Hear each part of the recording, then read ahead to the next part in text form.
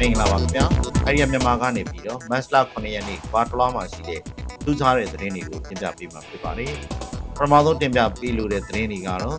ယူကရိန်းတို့ဂျာပြန်ဟန်တာရီဒရုန်းများကိုဝယ်ယူရန်အမေရိကန်ကဆွေးနွေးတယ်ဆိုတဲ့သတင်းအမေရိကန်အစ္စရေးပူးတွဲတိုက်ခိုက်မှုကြောင့်အီရန်မြို့တော်တီဟန်မြောက်ဒုံးကျည်စခန်းပြင်းထန်စွာပောက်ကွဲတယ်ဆိုတဲ့သတင်းကမ္ဘာတဝန်းလုံးရှိအစ္စရေးတပ်ရုံးတွေဟာတရားမဝင်ပြစ်မှတ်ဖြစ်လာမှာလို့အီရန်ပြောတယ်ဆိုတဲ့သတင်းဘီဂူရင်လေစိတ်ကိုတဒံထိပ်ဘူးဒုံးကျည်များဖြင့်ပစ်ခတ်ခဲ့ကြောင်းအီရန်ဆိုတဲ့သတင်းရှေ့လေပိုင်းရဲ့စစ်ပွဲကြောင့်ရွှေစည်းနှုန်းများမြင့်တက်လာတဲ့ဆိုတဲ့သတင်းတို့ဖြစ်ပါတယ်ပထမဆုံးတင်ပြပေးလိုတဲ့သတင်းကတော့ယူကရိန်းတို့ဂျာပြန်ဟန်တာရီဒရုန်းများကိုဝယ်ယူရန်အမေရိကန်ဆွေးနွေးတယ်ဆိုတဲ့သတင်းဖြစ်ပါတယ်အီရန်ရဲ့ဒရုန်းတိုက်ခိုက်မှုများကိုကာကွယ်နိုင်ရေးယူကရိန်းထုတ်ဂျာပြန်ဟန်တာရီဒရုန်းအင်တာဆပ်တာဒရုန်းများကိုဝယ်ယူရန်အမေရိကန်ကပင်တဂွန်စစ်ဌာနချုပ်နဲ့ရှေ့လေပိုင်းရှိနိုင်ငံတချို့နဲ့ဆွေးနွေးနေတယ်လို့ယူကရိန်းစစ်ဘက်စက်မှုလုပ်ငန်းရှင်များကပြောကြောင်းသတင်းများမှာဖော်ပြပါတယ်။လက်နက်လက်ကျန်ရော်နေလာခြင်းဒုံးစစ်စင်ရေးများကိုတုံ့ပြန်မှာပုံမသက်တာတဲ့ကာဝေးစနစ်များကိုရှာဖွေလာခြင်းတို့ကြောင့်ယူကရိန်းရဲ့အတွေ့အကြုံကိုအသုံးချရန်ကြိုးပမ်းလာခြင်းဖြစ်ကြောင်း Financial Times သတင်းမှာဖော်ပြတယ်လို့သိရပါတယ်။ဆက်လက်တင်ပြပေးလိုတဲ့သတင်းကတော့အမေရိကန်အစ္စရေးပူးတွဲတိုက်ခိုက်မှုကြောင့်အီရန်မြို့တော်တီဟန်နီမြောက်ဒုံးကျည်စခန်းပြင်းထန်စွာပောက်ကွဲတယ်ဆိုတဲ့သတင်းဖြစ်ပါတယ်။အမေရိကန်နဲ့အစ္စရေးတပ်ဖွဲ့ဝင်များရဲ့ပူးတွဲလေကြောင်းတိုက်ခိုက်မှုများကြောင့်အီရန်နိုင်ငံတီဟန်မြို့အရှေ့ဘက်ရှိဒါမန်ဘန်ဒေသအနီးမှာမြောက်ဒုံးကျည်စခန်းတစ်ခုမှာပြင်းထန်သောပောက်ကွဲမှုဖြစ်ပွားခဲ့တယ်လို့သိရပါတယ်။သတင်းများအရထိုဒါဗန်မန်စကန်ဟာအီရန်ရဲ့မစ်ဆယ်စစ်တီလို့ခေါ်တဲ့မြောက်ဒုံးကျည်တူလောင်ရေးကွန်ရက်ရဲ့အရေးကြီးသောအစိတ်ပိုင်းတစ်ခုဖြစ်ပြီးballistic ဒုံးကျည်များလေကြောင်းကာကွယ်ရေးစနစ်များကိုတိုက်ခတ်ရန်မှကာကွယ်ရန်မြေအောက်မှာတိစောက်ထားတဲ့စခန်းဖြစ်တယ်လို့သိရပါတယ်။ဆက်လက်တင်ပြပေးလိုတဲ့သတင်းကတော့ကမ္ဘာတဝန်းလုံးရှိအစ္စရေးတန်ယုံတွေဟာတရားဝင်ပြစ်မှတ်ဖြစ်လာမှာဖြစ်တယ်လို့အီရန်ပြောတယ်ဆိုတဲ့သတင်းဖြစ်ပါတယ်။ Lebanon ဘေရွတ်ရှိအီရန်တန်ယုံကိုအစ္စရေးကတိုက်ခိုက်ခဲ့မယ်ဆိုရင်ကမ္ဘာတဝန်းလုံးရှိအစ္စရေးတန်ယုံတွေဟာတရားဝင်ပြစ်မှတ်ဖြစ်လာမယ်လို့အီရန်တော်လှန်ရေးအစောင့်တပ်ဖွဲ့ရဲ့ပြောရေးဆိုခွင့်ရှိသူဗိုလ်မှူးချုပ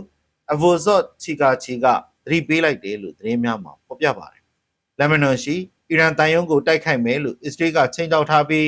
တိုက်ခိုက်လာမယ်ဆိုရင်ကမ္ဘာတဝန်းလုံးမှာရှိတဲ့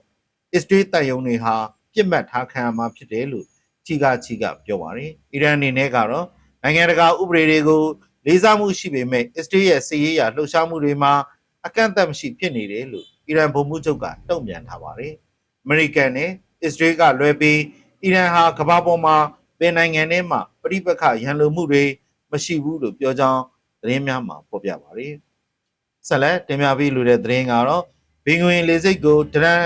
်ထိပ်ဖူးတက်ဒုံးကျည်များဖြင့်ပစ်ခတ်ခဲ့ကြောင်းအီရန်ဆိုတဲ့သတင်းဖြစ်ပါတယ်။အီရန်အစ္စလာမစ်တော်လှန်ရေးအစောင့်တပ်ဖွဲ့ IRGC ကယနေ့နံနက်ပိုင်းမှာအစ္စရေးဘင်္ဂွင်လေဆိပ်သို့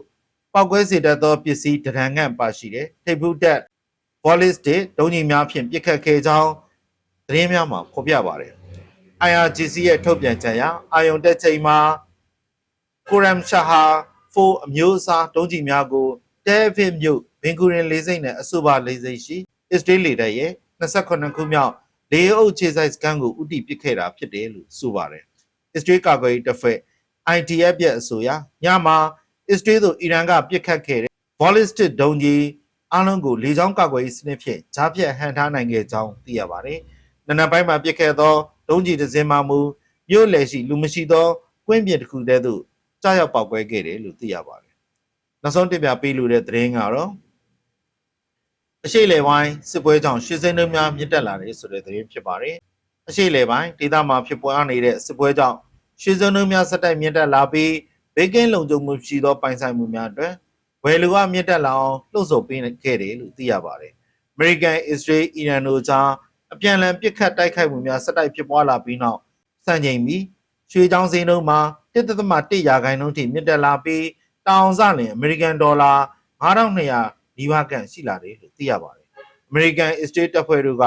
အီရန်ကိုဆက်လက်ဘုံကျဲတိုက်ခိုက်မှုနဲ့အတူအီရန်ကလည်းပင်လယ်ကွေ့ဒေသတွင်းရှိနိုင်ငံပေါင်းများစွာကိုဒုံးကျည်များဖြင့်ပြန်လည်ပစ်ခတ်ခဲ့ရာအရေးကြီးသောစွမ်းအင်အခြေခံစောင့်များကိုဖျက်ဆီးပစ်ခဲ့သလိုဗျူဟာမောက်ဟော်မုတ်ရေလက်ချောင်းကိုလည်းပိတ်ဆို့ပစ်ခဲ့ပါတယ်။ American Donald Trump ကလည်း Operation Evitari လို့စစ်စင်ရေးပေါ်ယုံကြည်မှုရှိကြောင်းထုတ်ပေါ်ပြောကြားပြီးနောက် အမေရိကန်ရေငုပ်သင်္ဘောတစ်စီးကသီရိလင်္ကာကမ်းလွန်ရှိအီရန်သင်္ဘောတစ်စီးကိုနှမြုပ်ပစ်ခဲ့တယ်လို့သိရပါတယ်အီရန်စစ်သင်္ဘောကိုဖျက်ဆီးပစ်ခဲ့တဲ့အမေရိကန်ရဲ့လုပ်ရတဲ့ပြင်းထန်သောလက်စားချေသွားမယ်လို့အီရန်ဆိုရကနောက်ပိုင်းမှာ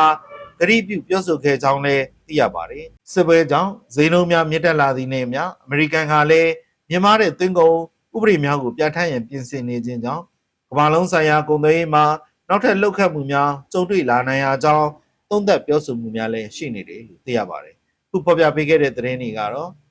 ကမ္ဘာတစ်လွှားမှာရှိတဲ့ထူးခြားတဲ့သတင်းတွေကိုရွေးချယ်ပြီးပြန်လည်တင်ပြပေးတာဖြစ်ပါတယ်အားလုံးကိုစိတ်နှပြကျမ်းမာရှင်လန်းကြပါစေခင်ဗျာ